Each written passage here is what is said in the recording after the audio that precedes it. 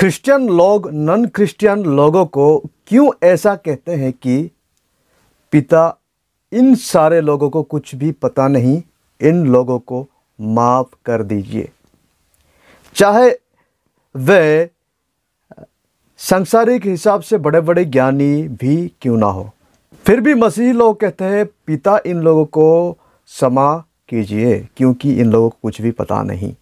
क्यों मैं इस प्रकार बात आपको बता रहा हूँ? क्योंकि मुझे एक वीडियो मिला है, उस वीडियो का जो पोस्टर को और वीडियो के अंदर की बातों को जब मैंने देखा तो सच में दुनिया के बड़े बड़े ज्ञानी कहलाने वाले यीशु मसीह के सामने मूर्ख ही है।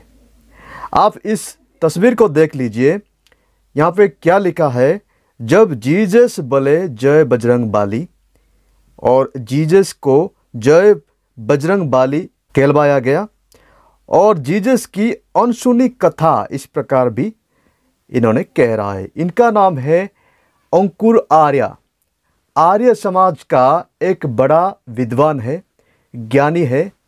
इनको हिंदू लोग ने जब किसी सभा समिति करते हैं, मीटिंग्स करते हैं, तो वक्ता के रूप में बुलाते हैं, वक्ता के रूप में इनवाइट करते हैं। जैसे कि हम क्रिश्चियन लोग बड़े बड़े मीटिंग्स में बड़े बड़े वक्ताओं को बुलाते हैं प्रीचिंग करने के लिए, बाइबल प्रचार के लिए, वैसे ही इनको बुलाते हैं बड़े बड़े मंच में प्रचार करने के लिए। लेकिन इन्होंने जो प्रचार किया वो प्रचार था, यहाँ से हजारों मील दूर यरूशलेम में एक व्यक्ति ने तुम्हारे लिए अपना खून बहाया, वो तुम्हारे लिए सूली पर चढ़ा। अभी भी जो मतांतरित होते हैं लोग उनको कहते हैं आप लोगों के दुख हरने के लिए हमारे फला फला पैगंबर ने अपना खून बहाया। वाह, क्या गजब की बात है। हजारों किलोमीटर दूर से दूर का एक इंसान हमारे लिए खून बहा नहीं सकता है, हमारे पापों के लिए मर नहीं सकता है, क्योंकि हमें तो मेड इन इंडिया भगवान चाहिए। अभी इन लोगों का आप क्या कहेंगे? परमेश्वर इनको माफ कीजिए, ऐसा कहने के अलावा और कुछ शब्द नहीं है, क्योंकि इन लोगों को पता ही नहीं। और एक बात को सुन लीजिए, जिस टाइम कील ठोकरी थी ना, बोल देता जोर से एक बार जय श्री राम का नारा लगा देता ना, तो सूली भी टूट जाती है, दुश्मन की नली भी टूट जाती। अरे मेरे यार, अबे भाई दुख है, दर्द है तो जय बजरंग बली बोल लेता, हनुमान चालीसा पढ़ लेता, तो तभी तेरे संकट दूर हो जाते। यीशु मसीह अगर जय श्री राम कह देता तो क्रूस टूट जाता और सारे विरोधियों ने भाग जाते, ऐसा इनका कहना है। अभी इन जैसे लोगों को आप क्या कहेंगे? पिता, इन लोगों को क्षमा कीजिए क्योंकि इन लोगों को पता नहीं है। इन्होंने जिस प्रकार सोच रहा है कि यीशु मसीह को क्रूस के ऊपर चढ़ाया गया और यीशु मसीह कुछ भी नहीं कर पाया, ऐसा नहीं है। यीशु मसीह अपने आप को बचाने के लिए नहीं आया था, वो एक बार भी वहां से भागने के लिए कोशिश नहीं किया है। अगर आप बाइबल को पढ़ेंगे तो आपको समझ में आएगा कि यीशु मसीह का एक चेला जो कि कोशिश किया था यीशु मसीह को बचाने के लिए। मत्ती 26 का 51 से लास्ट तक हम पढ़ेंगे। तब यीशु के साथियों में से एक ने हाथ बढ़ाकर अपनी तलवार खींच ली और महायाजक के दास पर चलाकर उसका कान काट दिया। तब यीशु ने उससे कहा, अपने तलवार म्यान में रख ले, क्योंकि जो तलवार चलाते हैं वे सब तलवार से नाश किए जाएंगे। यीशु ने कहा, यीशु कभी नहीं कहा मुझे बचाओ, जैसे बागेश्वर धाम सरकार कहते हैं मुझे साथ दो, मैं हिंदू राष्ट्र दूंगा। यीशु वैसा नहीं कहा, यीशु ने मना किया है। क्या तू नहीं समझता कि मैं अपने पिता से विनती कर सकता हूं? क्या यीशु नहीं कह सकता है? और वो हो स्वर्गदूतों की 12 सैन्य दल से अधिक मेरे पास अभी उपस्थित कर देगा। क्या यीशु इस प्रकार प्रोटेक्ट अपने आप को नहीं कर सकता? पिता को नहीं कह सकता है कि मुझे बचाओ, स्वर्गदूतों को भेजो? क्या नहीं कर सकता है? कुछ समय के बाद यीशु को क्रूस में चढ़ाया जाएगा और मारा जाएगा, ये यीशु मसीह को पता था। जैसे आप सोच रहे हैं कि यीशु मसीह को पता नहीं था, यीशु मसीह नहीं चाह रहा था, ऐसा नहीं है। यीशु मसीह वो काम करने के लिए ही आया था, परंतु पवित्र शास्त्र की वे बातें कि ऐसा ही होना अवश्य है कैसे पूरी होगी। पवित्र शास्त्र के अंदर जो भविष्यवाणी लिखा गया था वह भविष्यवाणी पूरा होना चाहिए, इसलिए परमेश्वर ने यीशु मसीह को भेजा था।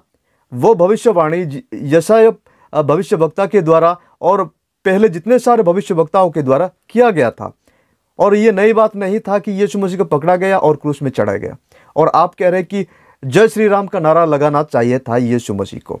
यीशु मसीह क्यों जय श्री राम का नारा लगाएगा? अभी आप बताइए, जब इंडिया में कुछ प्रॉब्लम हो रहा है, आप भी जय श्री राम का नारा लगा दीजिए, फिर लोग बच सकते हैं, बच जाएंगे। और कह रहे कि हनुमान चालीसा पढ़ना चाहिए था यीशु मसीह को, जय बजरंग बाली लगाना चाहिए था। इन सारे बातों को आप भी अपने परिस्थितियों में जो पढ़ रहे हैं, जो गलत परिस्थितियों में, तब आप भी एक बार ट्राई करके देखिए। क्या इस प्रकार का भाषण, इस प्रकार का प्रचार एक धार्मिक इंसान का प्रचार है? धार्मिक लोगों का काम है? क्रिश्चियन लोग इस प्रकार कभी भी प्रचार नहीं करते हैं। यीशु मसीह जब मुर्दों में से 3 दिन के बाद जी उठा, तब यीशु ने अपने जो मृत्यु के बारे में इस प्रकार कहता है लूका 24:25 में, तब उन्होंने उनसे कहा, हे निर्बुद्धियों और भविष्यवक्ताओं की सब बात पर विश्वास करने में मंदमतियों, यानी यीशु मसीह के बारे में जो भविष्यवक्ताओं ने लिखे हैं, उन सारे भविष्यवक्ताओं के भविष्यवाणियों को विश्वास करने में मंदबुद्धियों। क्या अवश्य न था कि मसीह ये दुख उठाकर अपने महिमा में प्रवेश करे? क्या यीशु मसीह को दुख उठाना नहीं चाहिए था? और अभी भी जिन लोग ने सवाल कर रहे हैं कि यीशु मसीह अपने आप को बचा नहीं पाया, यीशु मसीह अपने आप को बचाने के लिए नहीं आया था, बल्कि दुनिया वालों के लिए अपने आप को कुर्बान करने के लिए आया था। जब यीशु मसीह को लोग ने इस प्रकार ही मजाक उड़ा रहे थे कि अपने आप को बचा नहीं पा रहा है, लोगों को जिंदा करने वाला खुद जिंदा नहीं हो पा रहा है, तब यीशु ने क्या उत्तर दिया?